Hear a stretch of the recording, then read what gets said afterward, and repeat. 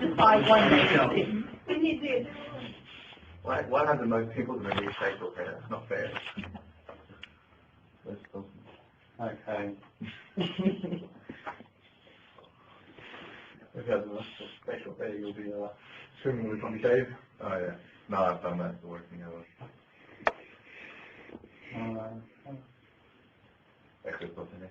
David, just get some Bible so we can be read. Where is that?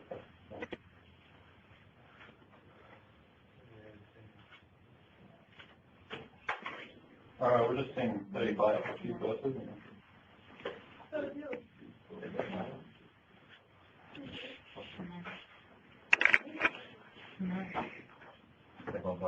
No, Habib on the right. Oh. Right. So ready? Let us praise the name of the Lord, for if our by glory they ascended to the heart, yes, heaven and sent to us the Paraclete, Spirit of truth, the Comforter. Amen. Alleluia. Come on, you, the nations in order to worship Jesus Christ. He ascended to the heart, yes, heaven and sent to us the Paraclete,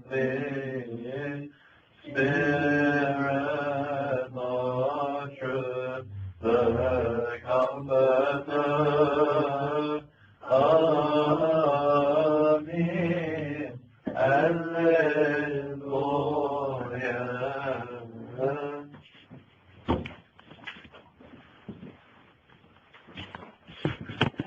In the name of the Father, Son, Holy Spirit, one God, Amen. Today we will speak about just one verse. This verse was one prayer, a small prayer, but it changed a lot of people's life. They call the prayer of Jabez, بالعربي Jabez or Jabez. That's right, Bishoy? Yes, Jabez. That's his prayer with only one verse.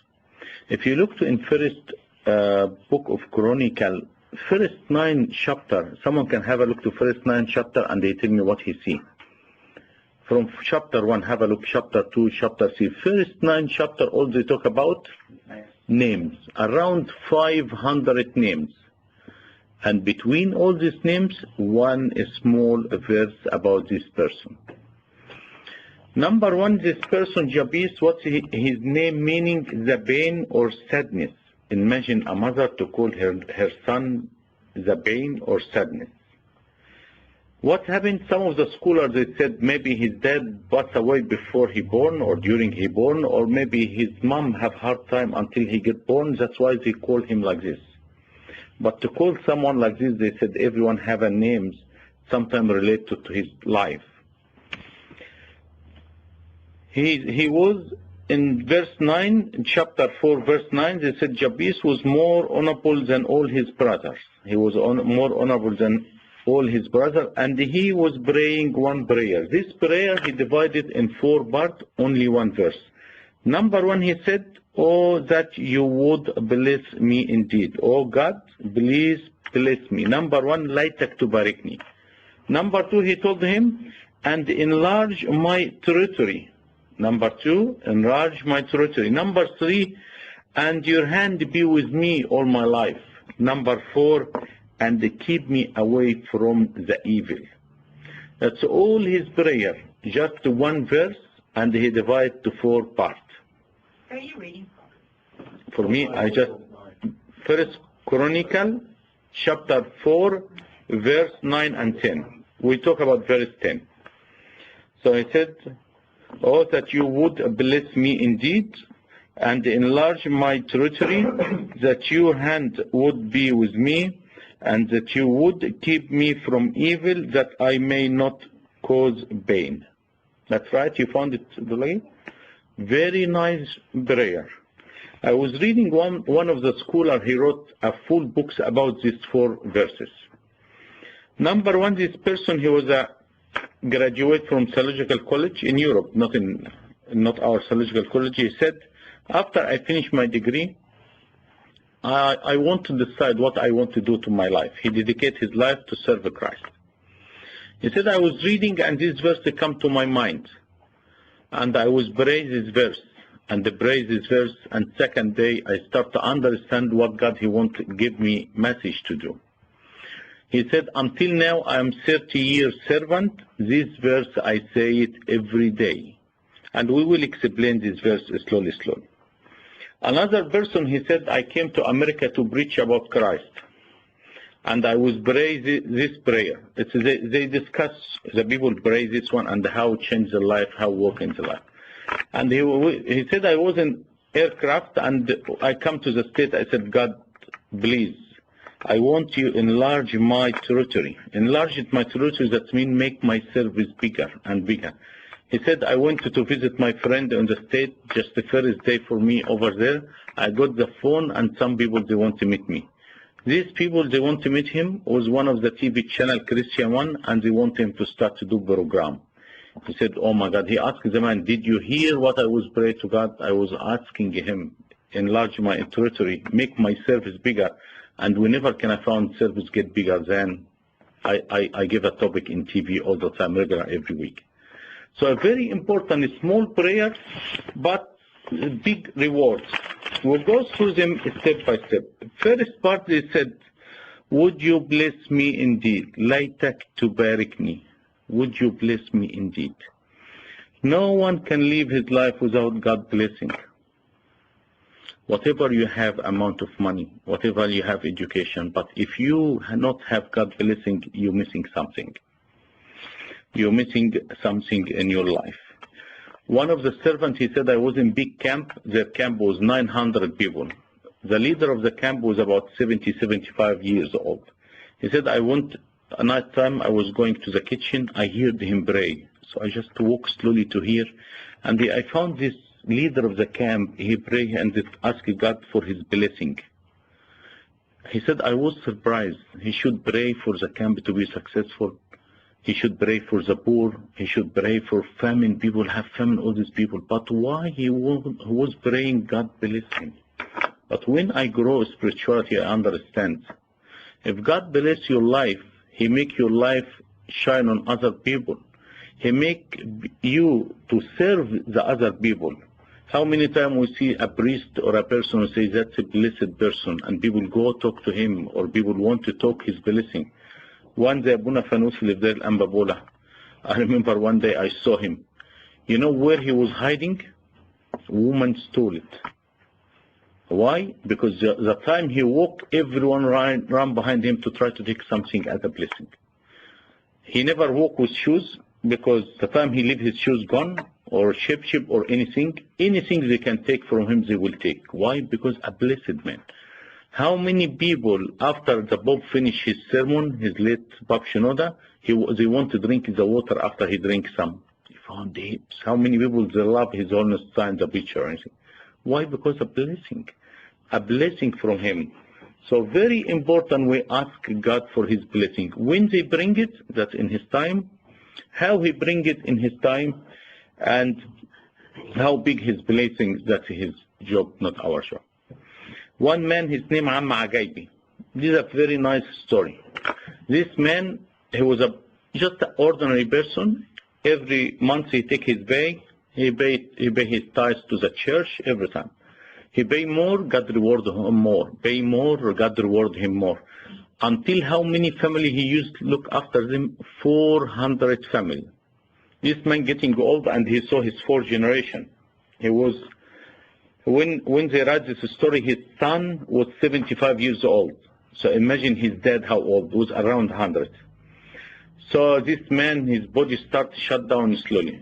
He cannot eat anymore or drink. His leg cannot move or hand, just his eye moving. And the doctor coming to check on him every day to wait until he finished. So they write the certificate he passed away. So last time he come, he looked just hardly, he has to hear his breath by, but to check his breath. He's still breathing. He said, his son, listen, I'm not gonna coming back. He come couple of hours, he gone. He write even his certificate. They start to get the people coming to comfort of the family and the people wearing black and they start to scream and all this tradition, Egyptian tradition, And every 15, 20 minutes, his son opens the door to check on his dad and he hears his heart is still beating. He come out, he tells him, still. Another time, third time, fourth time, he found his dad sit on the bed. The guy, he's the 175 years old, he said, Dad, what happened? He said, the angel of God, he come to me and tell me, God who is sending me to take your life ended. But because the 400 families still needing your help, I will extend your life how many years? 15 years, like God when he extend, which king? Hezekiah the king, when God extend his life 15 years. This man was nearly 100 years old, and to walk to the church about half an hour walking for someone strong. He used to walk to the church for 1 hour, 1.5 hours. He got his horse and the chariot, but he said, no, I go to the church walking. And he stayed for another 15 Christmas, another 15 Easter, until his 15 years come and gone. So sometime God keep you to bless people around you, and sometimes when you be blessed, you bless the others. That's why, number one, we ask you, please God, would you bless me indeed? That's number one in his prayer. Number two, in his prayer, he said, and enlarge my territory. Enlarge my territory does not mean I need a house 2-story or a house with 5 acres. No. These spiritual people, they want the territory. I want God, people to know you more through me. To know more through me. What does this mean? My service to get bigger. I can serve more. That's what this means, enlarge my territory. There's not something earthly. They're talking about something internal. Enlarge my territory. This person, he wrote this book. He said, I was finishing final years on the theological college. He was teaching the final years. He said, in this year, they have around 2,000 students. And he told them, what about after you finish your degree? You go one of the islands, try to go and start preaching these people about Christ. He said, in the beginning, they said, you crazy, how we can go island and all the stuff. He said, if all the last 2 weeks in their study, I told them. But some of them, they not believe, some believe. He said, after I back home, he was traveling from state to state from America. He said, I got a letter, and 2 of the students, they went the island about 650K. They went and they started to talk to people. He said they got about 10, 15.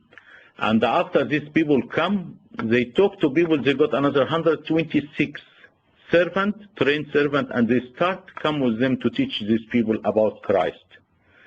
And they call it the mission of Jabez, exactly for this prayer. So to show you, they want the territory to get bigger. The servant, he wrote this book. He said, I want to see how simple he wanted his trip. He went around Greece. He said, what about I want to see the Patmos, the area who was writing his book in Patmos, St. John the Beloved. He said, the ship parked there, and I left the guide of the tour, and I went for coffee shop, and I would sit by myself. I said, God, I want you to enlarge my territory. Send me one he need my help or service. He said, just I drink my coffee, someone, this man, he was from United States. So someone, he come, his name Terry, he said, you from United States coming with the ship? He said, yes. He said, can I sit with you? Straight away. He said, yes. He said, I have a problem, I want to take your advice. He said, what? He said, today, my last day of my marriage. my wife, I will go home and she will leave home. We have problem and the problem and the problem we can't handle anymore. He said, I asked him, you want your wife to stay at home? He said, yes. He said, have you got a couple of hours for me to talk to you? He said, no problem. He said, I started to talk to him about how to be successful marriage from the Bible. And after I finished, the man, he want to go home to practice what I teach him. He told him, whatever happened, the sheep will departure at night. Come and tell me what happened. He said, I was waiting for him to come to tell me what happened until he hears that sound, the sheep will departure. So I was in the corner to wait for anyone to see what's in his hand. I found two young married people coming, running in hand each other, and they called me, your plan work, your idea work.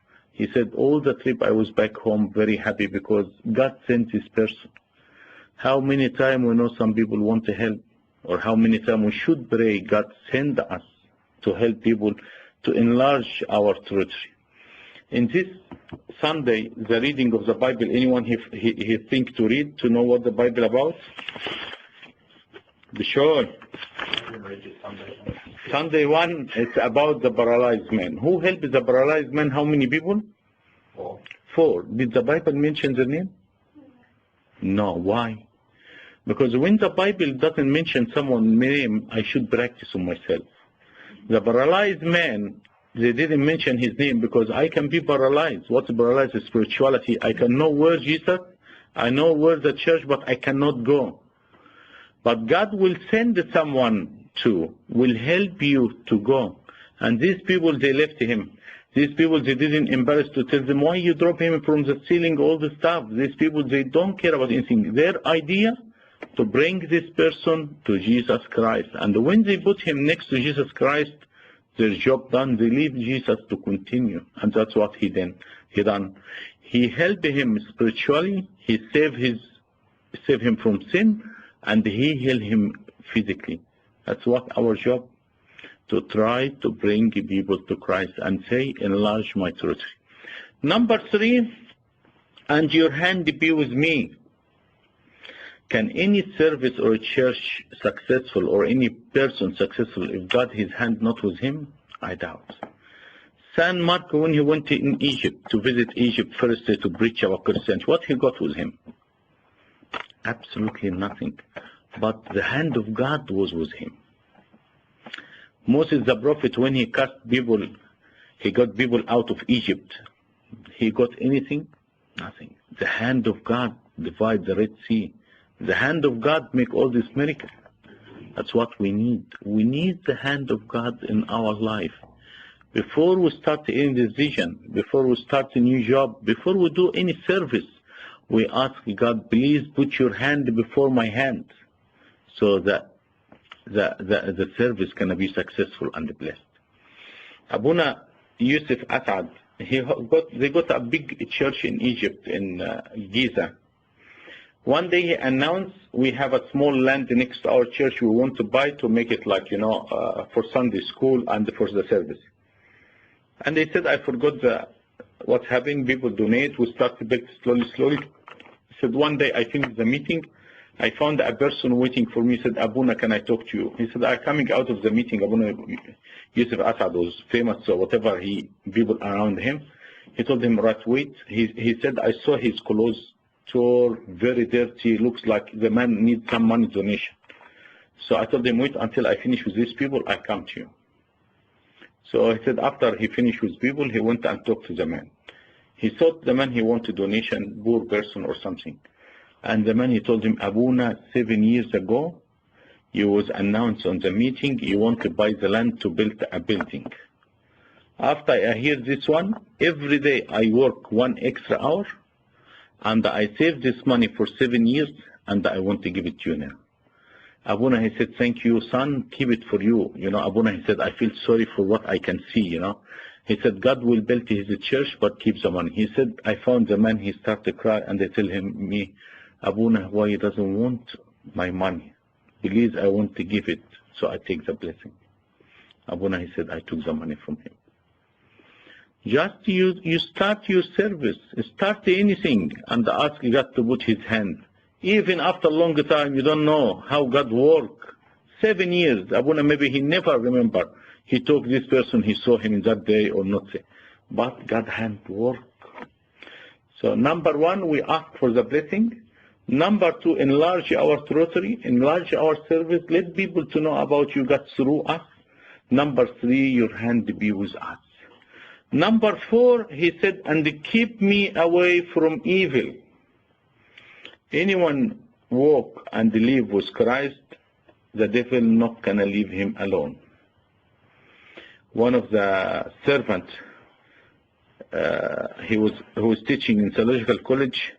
One student, he come to him after, first year, second year. He said, fathers or my teacher, thank God first year, the devil tempted me a lot. Thank God this year, I have no problem. I'm very happy. He told him, something wrong with you. If you not have temptation, that means the devil satisfied for what you're doing. Just to go and think what you do wrongly. Because truly, if you not have a temptation in your life, there is something wrong. Because the devil never can leave you alone. So here when he said, keep me from the evil, what does this mean? You don't keep me away from temptation, but during the temptation, I want to see your hand with me. During the temptation, protect me so I'm not going to fall in temptation. So, David the prophet, he said, God tempted me and give me like disaster. We all like a blini. Give me balwa, yani disaster. Why? Because during the temptation, you see God's hands. But we not ask God to take away the temptation, but strengthen us and stay with us in the temptation. So number one, remember, we ask for the blessing. Number two, David. Number two, Territory. enlarge our territory. Number three, Close hand. hand with us. Number four, okay, can we practice this verse? I want you to come out for today to use it honest. If you use that's a fully big prayer and a blessed prayer. You ask for everything. God hand to bless your life. God bless your life. Number two, God use me. Make my service bigger. Number three, God, I want your hand with me all my life. Number four, keep me away from the evil. I want you with me all the time, so I'm not going to fall in temptation or anything. Glory be to God forever and ever. Amen. Any question? So we remember again, this in First Chronicle books, chapter, verse 10. 9 and 10. Remember, just to always practice this one. It's very good prayer and very short. Very short. Thank you very much. Any question? Thank you very much.